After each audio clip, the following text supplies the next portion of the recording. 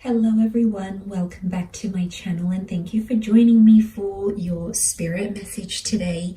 This is going to be a message targeted to anyone watching that needs some advice and guidance. And of course it's going to be a collective message, so if you've clicked on this, regardless of your sign, this reading is going to be for you. So collective spirit message from the universe. So I just want you to sort of sit with your thoughts. What's going on in your life at the moment? What have you been thinking about, dwelling on, focusing on? And we're going to see what the universe has in store for you. Maybe there could be some answers or some guidance into what you're looking into here. So just want to thank you again for joining. And if you were after a private reading, to please feel free to email me directly. Otherwise, let's have a look at your guided spirit message. What is it that universe wants you to know?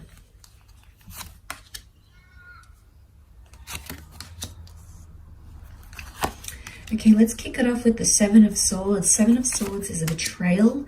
It's doing things that are taboo or doing things that are wrong or perceived as wrong, taboo, frowned upon, doing something that you're not entirely proud of.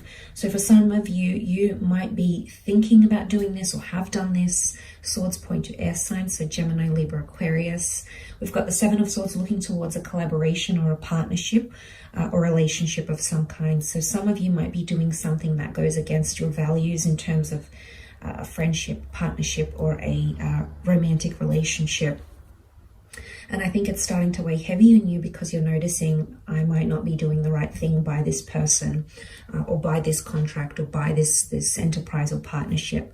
So I think some of you may be in an energy where you're trying to get away with something here, but it just festers, and I think it's kind of growing and growing, and you're realizing something needs to change or I need to do something about it. It can also be done to you. There might have been a betrayal or a transgression towards you from your significant person, particularly maybe if you're dealing with a Leo partner or a Leo collaborator of some kind. And it's starting to weigh heavy, okay? Something has to change, something has to give. So I feel like some of you are definitely going through the motions, but I think there's a resolution that can come from this, and that may be a sign here. But look, the next card over is the partnership card. So I feel like there's a guided message about a collaboration or a partnership, an important meeting, conversation, or interview, or a relationship that's very much about to be the focus of your life, if it isn't already. It's a beautiful soulmate connection is what I'm seeing. So you're brought with a particular person for a reason. So this is fate, the universe, God bringing you to this person here, which is beautiful. So I think pay attention to the relationships, the people and networking profession, connections and professions that are being made, because I think they are all to guide you. Okay, they are supposed to bring you into your power. It's a Leo energy. So connections, partnerships require initiative or are going to take precedence in your life around this time frame. It could also be an engagement or a partnership of some kind as well. It could be marriage here. There may be proposals coming up, absolutely. The next card over is the Death card, okay? A card of endings or something needing to end. In particular, in this first row, in this top row, there is very much this focus on things that are hidden in the closet. It's a Scorpio energy. Scorpio energy is private, it's hidden, it's things that are sort of behind closed doors, it's things that are underground, it's things that are in the dark rather than in the light. So definitely something about some secrets, things in the closet, coming out of the closet. There's something that you've maybe been suppressing, even if it is on a subconscious level. So you might not even be aware of it, but the universe is trying to bring this to your conscience side, okay? It's wanting you to realize and work through this.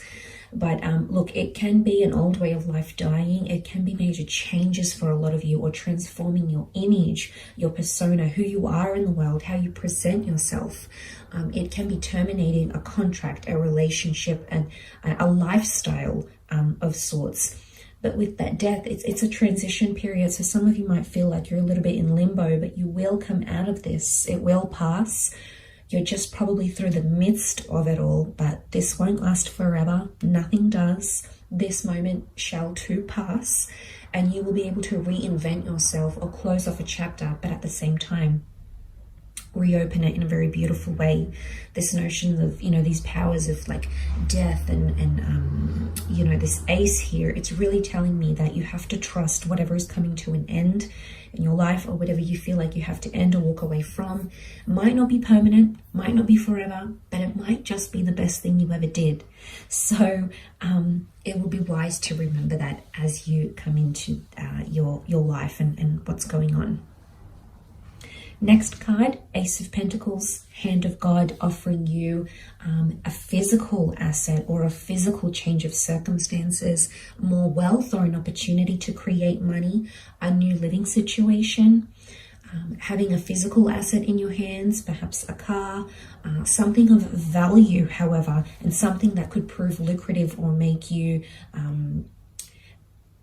grow in terms of physical assets. It may be a new connection, it may be a new person under a Taurus, a Capricorn, or Virgo, but it is connected to monetary or earthly chapters. So anything in the earthly sense, very likely to be sent to you. So I think it's a good sign. It also looks like the sun. So following that black flag of death, we've got the beautiful golden pentacle, which looks like a sun. And the sun is all about illumination. The sun injects harmony and happiness, and just, you know, lights our path when we feel like we don't have a clear path or things aren't really making sense. So trust what the universe and God are putting in front of you, because it's all for a reason. That Ace of Pentacles is literally being handed to the High Priestess, a very strong spiritual card or fertility card. So for a lot of you, big chapters in those areas of your life. Black and white pillars, the yin and the yang. So again, this column, both number 2, there's either 2 powerful connections or 2 powerful partnerships, or seeing another side of yourself that's going to be illuminated in a very powerful way. This is all about duality. This is the back and forth, multiple homes, multiple income streams, multiple partners, or focusing on that one powerful relationship or collaboration in your life. But a very fertile kind of energy, very much a spiritual venture here. So I think a lot of you might meet someone or connect with a person who's going to open up your eyes spiritually, which is very profound, could very much contribute to that change of, you know, self and reinvention with the death card. Absolutely. She also brings religion. You know, we've got the cross, we've got the Islam crescent moon, we've got the Jewish Torah. So spirituality and faith and religion, you might be called upon these things through a person, through some sort of collaboration, but there's a reason why. And it could also be too, as a number of partnership, your devotion to that may grow, and that relationship may really blossom, and you will find that contributes to that reinvention, particularly if you're going through that 7 of Swords energy. It won't be unmet with criticism, I should say. 5 of Wands, disruption, disharmony, everyone having their own opinion, but everyone's figuring it out for themselves. And I think you need to remember that, especially in group environments. Could be like a family thing.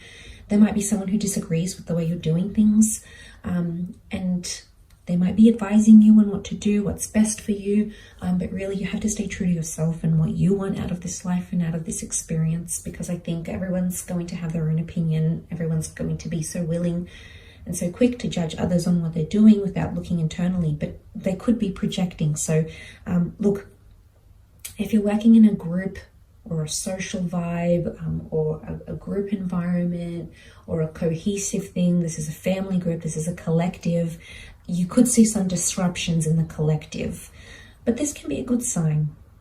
The reason being is because people are starting to think more independently and are starting to think more for themselves rather than as a group, rather than being led and controlled. They're thinking more independently. So sometimes a healthy debate or discussion is necessary to see other sides you know, to have empathy, all of these sorts of things. So you might find that there's a bit of disruption here, or you might find you no longer gel with a social circle, a certain community, a certain family dynamic, a group or creative project. And that's okay, because notice how it's under the death card here. That's part of your disconnection or disassociation. So it's not all bad if you find that you're no longer vibing or connecting the same way as you once did in a certain setting. And sometimes we need a bit of independent thinking, or time to do our own research, or time to just reflect at what we really want, and just having a more objective view at things rather than subjective. So it might be that guided message that you needed to hear, and to help you on your journey here. So look, I hope this reading has been helpful. Of course, these are guided intuitive messages. I hope there's something here that has led you to this video and has helped you garner some answers here in this reading. So very much thank you for being here, and I hope you have enjoyed it. Thank you again. Bye for now.